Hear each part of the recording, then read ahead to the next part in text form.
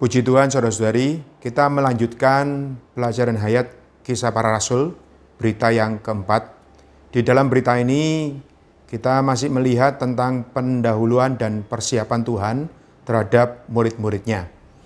Di dalam Kisah Rasul pasal 1 ayat 3, kepada mereka ia menunjukkan dirinya setelah penderitaannya selesai, dan dengan banyak tanda ia membuktikan bahwa ia hidup. Sebab selama 40 hari ia berulang-ulang menampakkan diri dan berbicara kepada mereka tentang kerajaan Allah. Di sini di dalam persiapan Tuhan terhadap murid-muridnya, setelah Tuhan bangkit, Tuhan masih menyediakan 40 hari berulang-ulang menampakkan diri kepada murid-muridnya dan membicarakan tentang kerajaan Allah. Kita tidak tahu apa yang dibicarakan oleh Tuhan selama 40 hari, tetapi menurut Alkitab, 40 merupakan angka pengujian, merupakan satu proses. Seperti Tuhan membawa orang Israel keluar dari Mesir, lalu melewati padang gurun selama 40 tahun, adalah untuk persiapan mereka memasuki tanah Kanaan. Tuhan Yesus juga pernah berpuasa 40 hari 40 malam, dicobai oleh iblis, adalah untuk persiapan Tuhan melaksanakan ministrinya di bumi. Maka kita percaya Tuhan selama 40 hari berulang-ulang membicarakan kerajaan surga kepada murid-muridnya adalah untuk menegaskan, untuk melatih mereka supaya mereka dipersiapkan menjadi umat kerajaan Allah. Lalu dikatakan di sini, berbicara kepada murid-murid mengenai kerajaan Allah, ini memerlukan pandangan rohani. Kita tahu murid-muridnya selama Tuhan di bumi, mereka masih bersifat alamiah. Pemikiran-pemikiran, perkataan-perkataan mereka masih bersifat alamiah. Maka setelah Tuhan Yesus bangkit, Tuhan mengembuskan Roh Kudus ke dalam mereka, supaya juga melatih mereka memiliki pandangan rohani. Terhadap kerajaan Allah, mereka juga perlu, sama seperti kita, juga perlu memiliki pandangan rohani. Kita tidak boleh memandang kerajaan Allah hanya perkara yang luaran, perkara yang fisik. Tetapi kerajaan Allah, apakah kerajaan Allah itu? Kerajaan Allah tak lain adalah benih Allah, benih hayat ilahi ditaburkan kepada kaum beriman, dan benih ini bertumbuh di dalam kaum beriman. Akhirnya benih ini menjadi satu ekspresi dari Allah itu sendiri, bersama dengan kaum beriman secara korporat dan secara universal. Maka kerajaan Allah bukanlah secara fisik, tetapi adalah secara rohani yang ilahi, yang dimulai dari diri Allah sendiri di dalam Yesus Kristus, melalui mati dan bangkit ditaburkan ke dalam Anda dan saya. Dan kita melalui kelahiran ulang kembali, kita akhirnya menjadi umat kerajaan. Dan benih ini akhirnya menjadikan kita perkembangbiakan atau perkembangluasan Kristus sebagai hayat. Maka puji Tuhan, Tuhan membicarakan kerajaan Allah kepada murid-muridnya adalah mendorong mereka supaya mempersiapkan mereka menjadi perluasan, perkembangbiakan dari Kristus yang bangkit dan naik ini.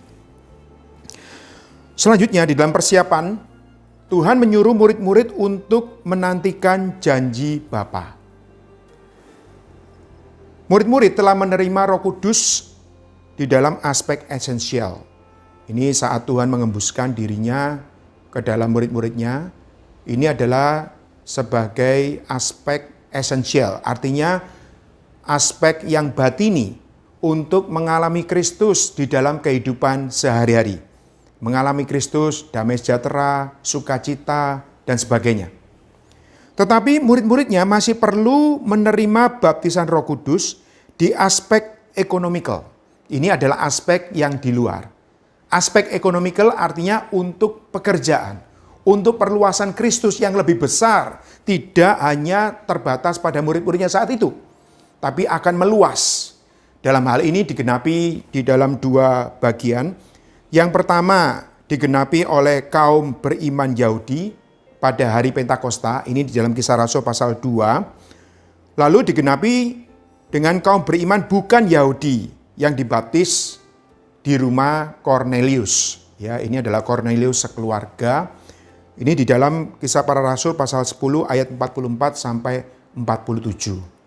Maka dua bagian ini, yaitu kaum Yahudi dan kaum bukan Yahudi yang telah percaya dan dibaptis, mereka semua kaum beriman sejati ini yang telah dibaptis dalam Roh Kudus akhirnya menjadi satu tubuh Kristus secara universal.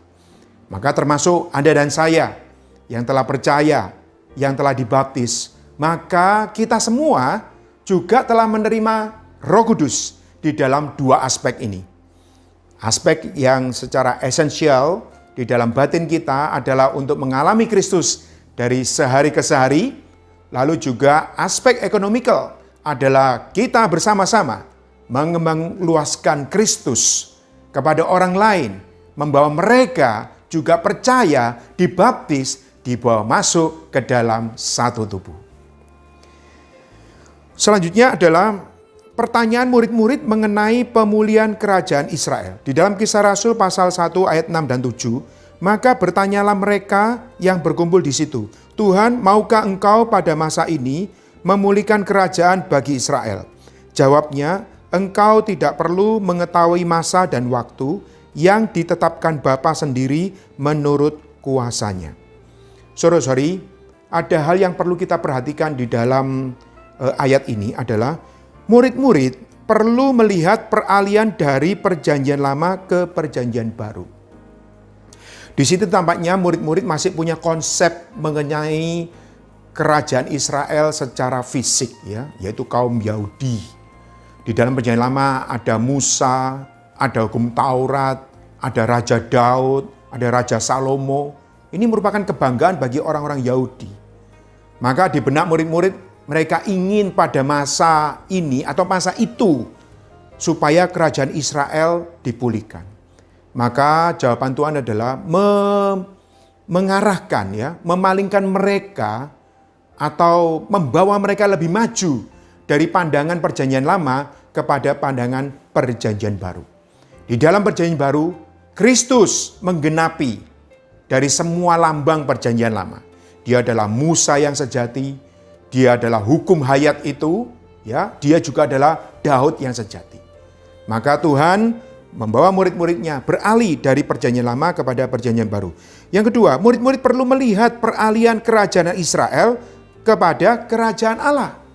Kalau kerajaan Israel adalah kerajaan yang berdasarkan suku-suku Israel, tetapi kerajaan Allah tidak lagi berdasarkan suku, bangsa, bahasa, atau latar belakang budaya apapun.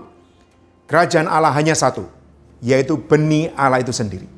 Kerajaan Allah hanya satu, yaitu Kristus itu sendiri yang ditaburkan ke dalam Anda dan saya dan meluas kepada semua orang yang percaya. Akhirnya mereka menjadi satu kerajaan Allah. Puji Tuhan. Lalu murid-murid perlu melihat bahwa kerajaan Allah adalah gereja pada hari ini. Saudara-saudari, gereja bukan gedung. Gereja bukan organisasi. Gereja bukan lembaga manusia. Gereja adalah kerajaan Allah. Gereja ada benih hayat Allah, dan di dalam gereja ada pemerintahan Allah yang jelas, di mana Allah mengatur, Allah memerintah, sampai akhirnya Allah bisa diekspresikan. Selanjutnya adalah Roh Kudus turun ke atas murid-murid. Ini di dalam Kisah Rasul pasal 1 ayat 8. Tetapi kamu akan menerima kuasa kalau Roh Kudus turun ke atas kamu. Dan kamu akan menjadi saksiku di Yerusalem dan di seluruh Yudea dan Samaria dan sampai ke ujung bumi. Bukannya Tuhan berbicara mengenai kerajaan Israel kepada murid-muridnya, tapi Tuhan membawa murid-muridnya bahwa sudah waktunya mereka itu menerima kuasa dengan Roh Kudus turun ke atas mereka, supaya mereka menjadi saksi Kristus.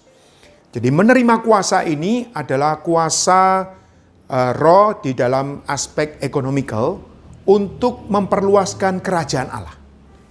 Dan mereka akan menjadi saksi Kristus. Saksi ini adalah di dalam bahasa aslinya para martir yang mati bagi Tuhan, menyerahkan nyawa, tidak menyayangkan hayat jiwa.